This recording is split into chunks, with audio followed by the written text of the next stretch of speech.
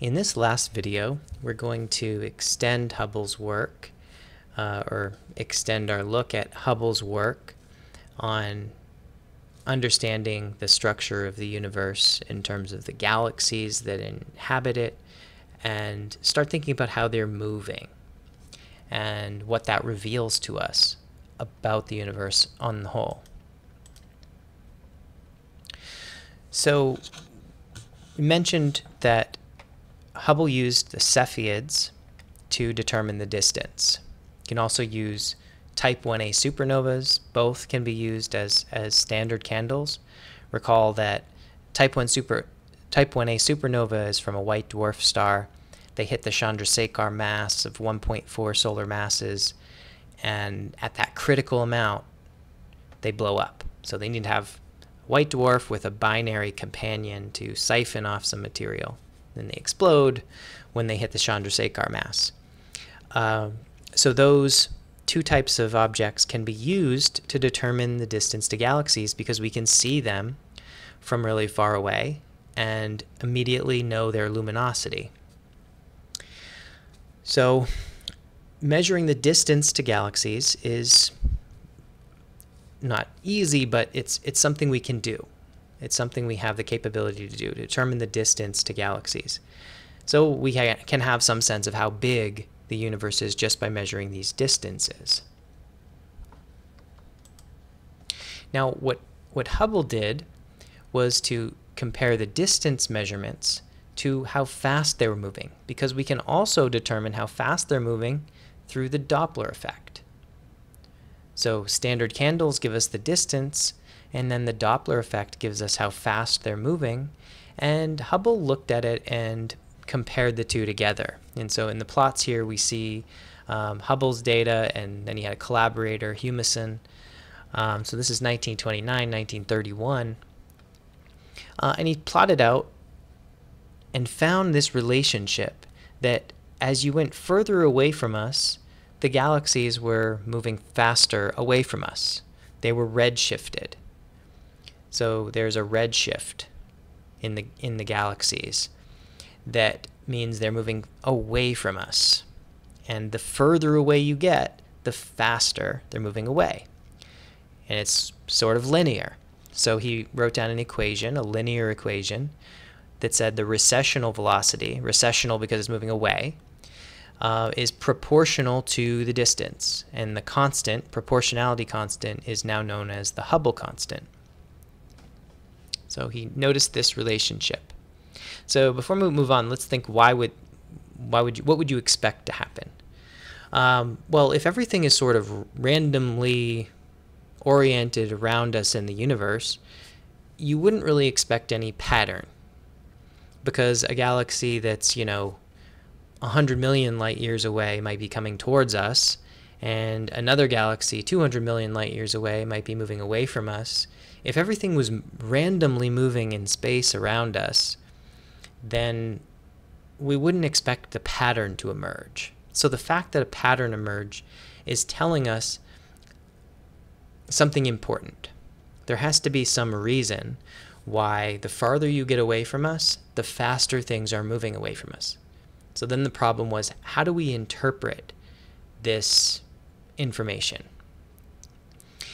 And there was an interpretation that had come even before this data, or I shouldn't say an interpretation, but the interpretation of this was actually something that had been proposed a couple of years earlier by Georges Lemaitre. And he proposed that the universe was expanding. Now, if you take that viewpoint and think about this graph, it makes sense. Because if the universe is expanding, then things are moving away from each other. That explains the redshift. So Hubble's law, as displayed here, is sort of illustrating that the universe is expanding.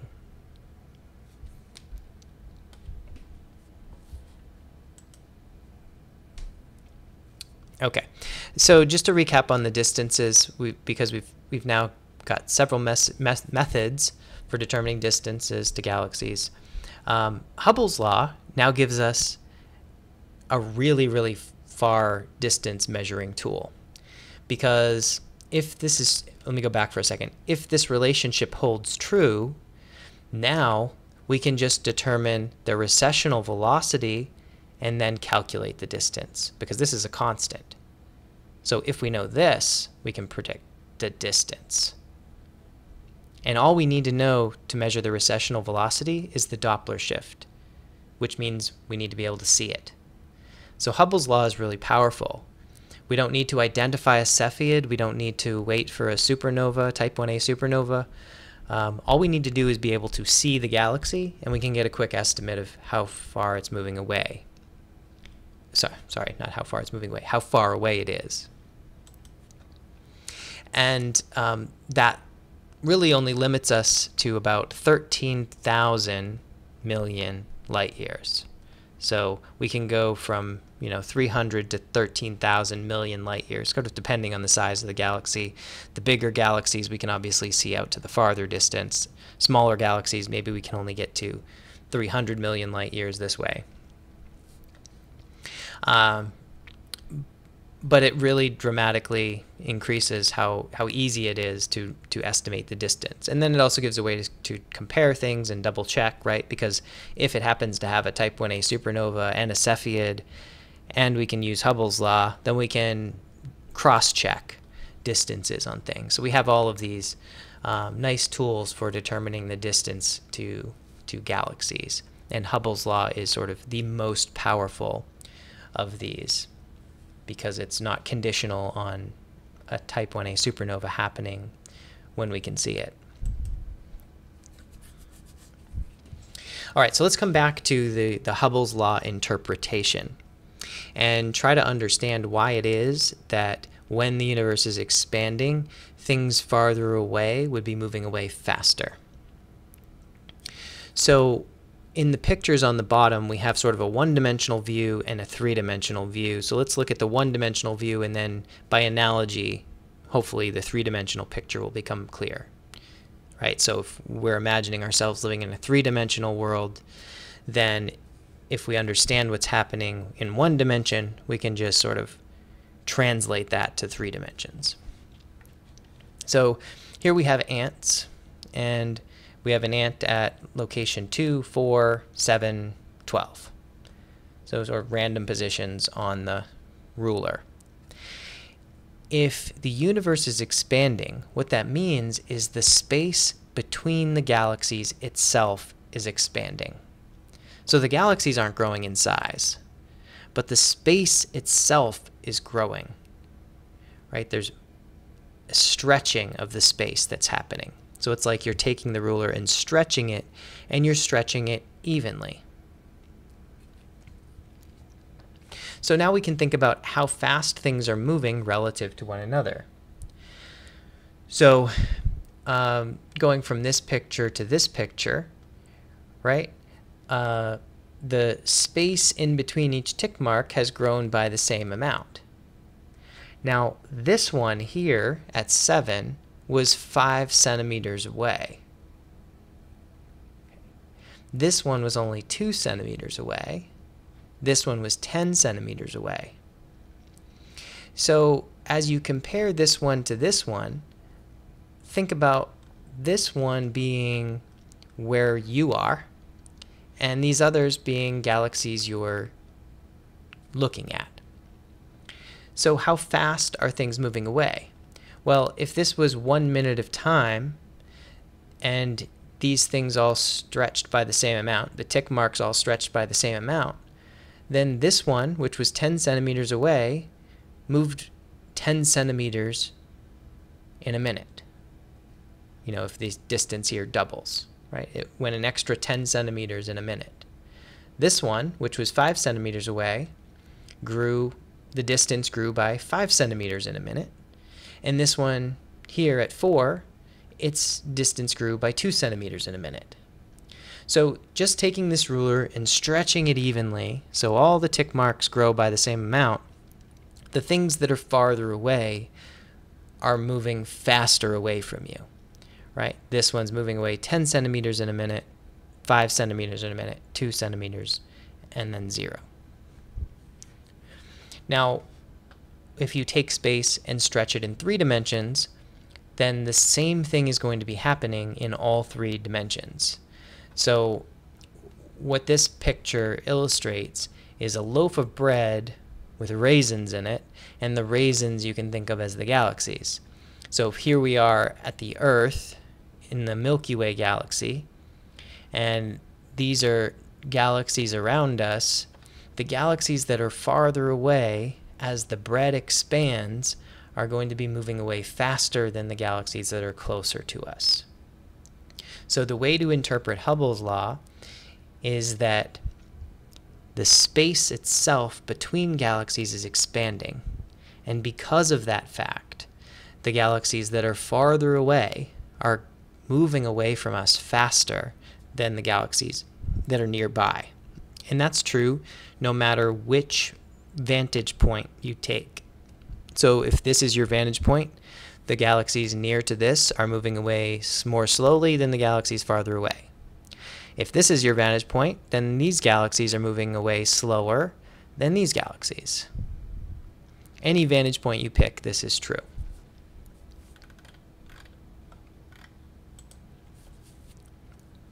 Okay, so if you take Hubble's law and reverse time, the galaxies go from moving away from each other to moving back towards each other.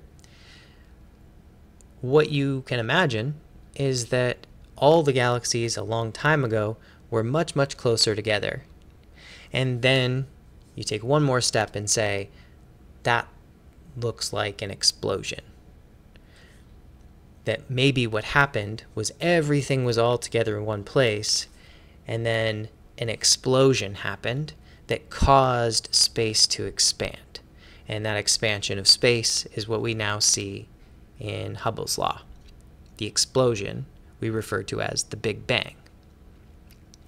Using Hubble's law, if we just make the assumption that Hubble's law has been the same for the entire history of the universe, then we can use it to estimate how long ago the galaxies would have been all back together in that Big Bang, and our estimate comes out to be about 14 billion years ago.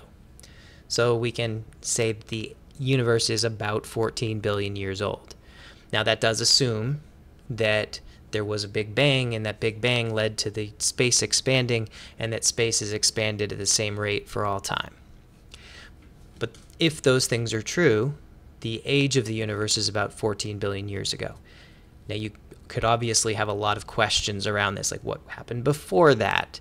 And then other things like, does it have to have been a Big Bang? Could there have been other sources that, yes, the answer is yes. There's lots of possibilities here in this arena.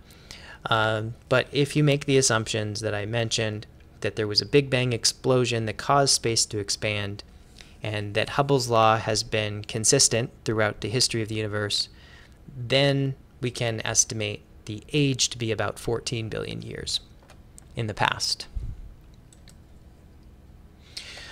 Okay, so that's sort of the end, but there's one thing I want to mention here that is sort of an important thing for us. It's too important to not go into a little bit of detail. And that's this idea of the expansion of the universe and what might happen in the future. Okay. Now, we've looked at Hubble's law graph. It looks like kind of a nice straight line. But is it a perfectly straight line? The answer to that actually matters quite a lot. Does it curve up? Does it curve down? Or is it perfectly straight? It's actually a very, very deep, important question in astronomy. Now that we can tell that it's sloping up now, like it's a general upward trend. But does it curve up, or does it curve down in the future? Well, thinking about gravity would lead us to believe that eventually gravity is going to reverse that expansion because it wants to bring things together. Now maybe that explosion was powerful enough that galaxies essentially have reached escape velocity, so that gravity won't be able to bring them back. That could be true. That's one possibility. But it could also be true that gravity is strong enough that they're not moving fast enough apart, and it'll eventually turn them around. So galaxies might be moving away from us now, but they might be slowing down, and then someday, far into the future, things will reverse and the universe will contract. And there'll be a period where the universe is in contraction rather than expansion. Whatever the case, the theories of gravity from the theories of gravity, we expect that things should be slowing down. Now, that's even true if the galaxies have reached escape velocity. They still should be slowing down. Gravity should still be pulling on the galaxies to bring them back closer together. But we've already seen in the case of dark matter that there are some issues where the theory of gravity doesn't work, or there's still something left to be explained. So what is the case here? Ultimately, the data will tell the story.